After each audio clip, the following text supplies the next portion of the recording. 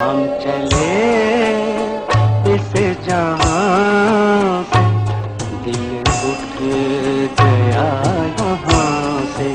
گلوکار مہدی حسن پاکستان کا قیمتی ترین اثاثہ تھے، مگر یہ اثاثہ انتہائی کم مول میں لٹ گیا۔ 25,000 سے زیادہ گیت گانے والے شہنشاہ غزل مہدی حسن کی زندگی کے کچھ ایسے واقعات سامنے آئے ہیں جنہیں سن کر ہر کوئی دکھ میں ڈوب جاتا ہے۔ بہت کم لوگ جانتے ہیں کہ مہدی حسن کو اس قوم اور اس کے حکمرانوں کی ناقدری نے مار دیا۔ ان کو بچانے کے لیے ان کی بہو اپنا زیور بیچنے پر مجبور ہو گئی۔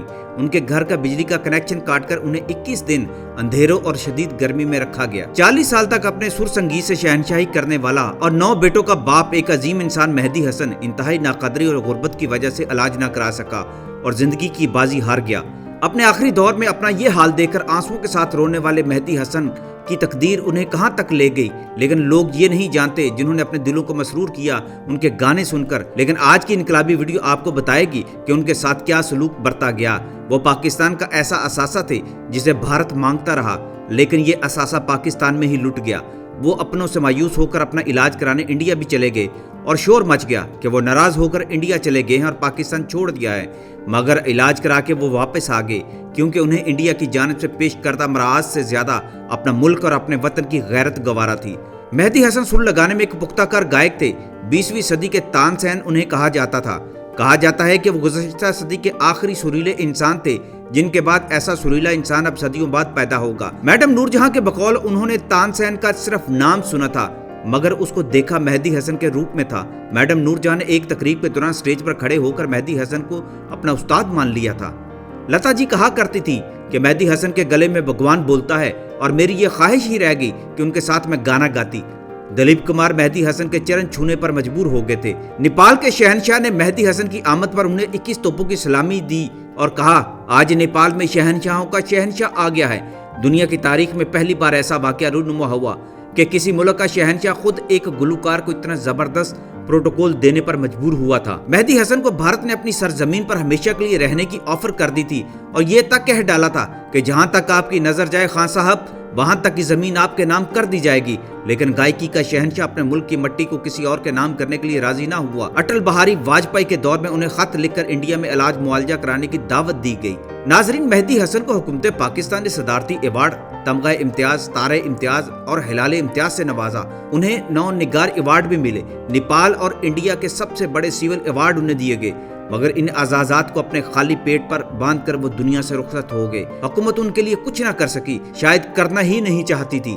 اہل فن اور موسیقی کے قدردان مہدی حسن کے مقام کو اچھی طرح جانتے تھے، لیکن اگر کوئی مہدی حسن کے مقام کو نہیں پہچان سکا تو یہ ہمارے خود غرض اور نام نہاد فن شناس حکمران تھے جنہوں نے مہدی حسن کو اذیت سے دوچار کیا، ان کی ناقدری کی، وعدوں پر ان کو ٹرخاتے رہے۔ اور یہ وہی وقت تھا جب پاکستان کا ازلی دشمن بھارت کہہ رہا تھا مہدی حسن صاحب ہمارے پاس آ جائیں، ہم آپ کو اپنے سر کا تاج بنائیں گے۔ نواز شریف مہدی حسن کے عاشق تھے مگر انہوں نے اپنے محبوب سنگر کے لیے کچھ نہ کیا، بلکہ ان کی وفات کے بعد جب ان کے گھر گئے تو ان کے بیٹے نے انہیں یاد کرایا کہ آپ نے تو وعدہ کیا تھا خان صاحب کی قبر پر تاج محل بنوانے کا، مگر ابھی تک کچھ نہیں ہوا۔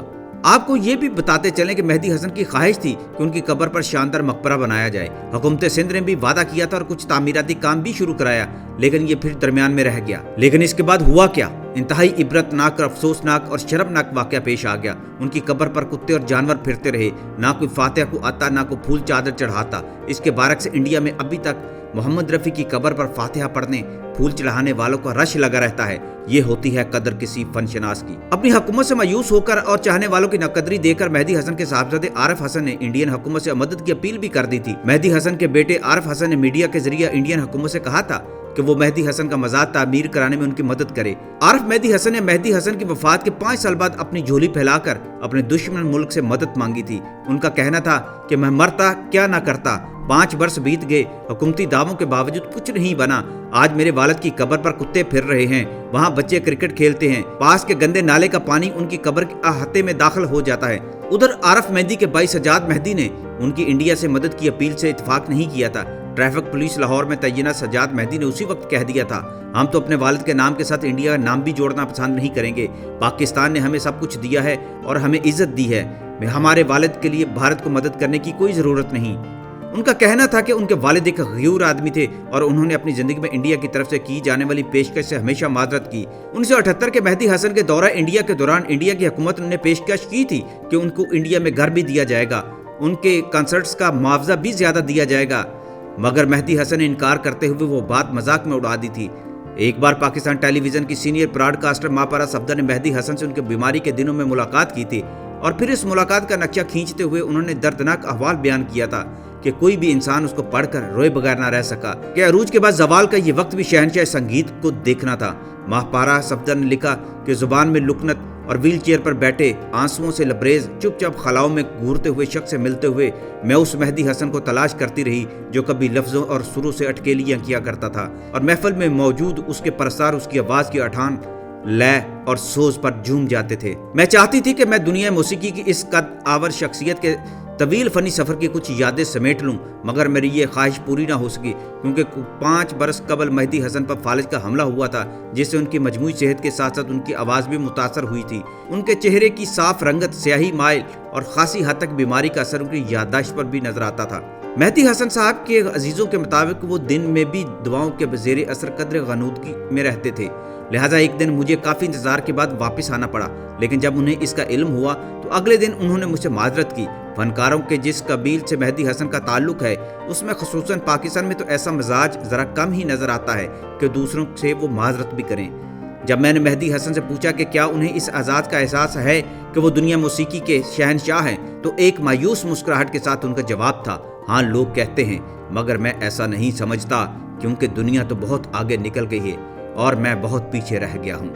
مہدی حسن سن 2000 میں بیمار ہو گئے تھے لیکن 2007 میں انہیں برین ہیمریج بھی ہو گیا۔ ایک عرصہ تک بیماری کا شکار رہنے کے بعد مہدی حسن کے علاج اور دیگر اخراجات کے لیے حکومت سے ان کا خاندان مدد مانگتا رہا۔ مدد آتی بھی تھی لیکن اونٹ کے منہ میں زیرہ برابر۔ ان کے دونوں بیٹے کبھی کسی نوکری سے وابستہ نہیں دیکھے گئے تھے اور اسی مدد کے سہارے ان کا گھر بھی چلتا رہا۔ پھر ایک طویل بیماری سے لڑنے کے بعد مہدی حسن عدم دیس سدھار گئے اور ان کے دونوں بیٹے بھی قسم پرسی کی زندگی بسر کرنے لگے۔ وہ کراچی کے انتہائی مفلس علاقے میں رہنے پر مجبور تھے لیکن ان کے پاس وہاں کے اخراجات کے لیے بھی کوئی کمائی کا ذریعہ نہیں تھا۔ اوپر تیسری منزل پر بڑے بھائی اپنی بیماری سے لڑ رہے تھے اور نیچے مہدی حسن کی آواز رکھنے والے ان کے چھوٹے بیٹے آصف مہدی گردوں اور جگر کے عارضے سے جنگ کرتے رہے۔ ایسا وقت بھی آیا کہ گھر کے حالات بگڑے تو بہو نے اپنے زیور تک بیچ ڈالے لیکن وہ بھی سمندر میں قطرے کی مانند تھے۔ پھر ایک دن وہ بھی آیا جب گھر کی بجلی نہ بھرنے کے باعث کاٹ دی گئی۔ شدید گرمیوں کے دن اور تپتی ہوئی چھت نے اس خاندان کو جھلسا کر رکھ دیا۔ 21 دن تک گرمی کی تکلیف نے مہدی حسن کے بڑے بیٹے کو شکست دے دی اور وہ زندگی کی بازی ہار گئے تھے۔ آصف مہدی خود بھی انتہائی سریلے تھے مگر بیماری اور لاچارگی باپ کی وفات کے 10 سال بعد انہیں بھی اللہ کے پاس لے گئی اور مہدی حسن کا نام اور فن اسی طرح ان کی وفات کے بعد بھی معدوم ہوتا چلا گیا، مگر ان کی غزلیں اور گانے سن کر آج بھی ہم اپنی محفلیں سجاتے ہیں اور کبھی یہ نہیں سوچتے کہ نارتھ کراچی کی محمد شاہ قبرستان میں اسودہ خاک شہنشاہ غزل کا قرض اس قوم پر واجب ہے۔ کیسے جئیں گے درد کے مارے تیرے بغیر۔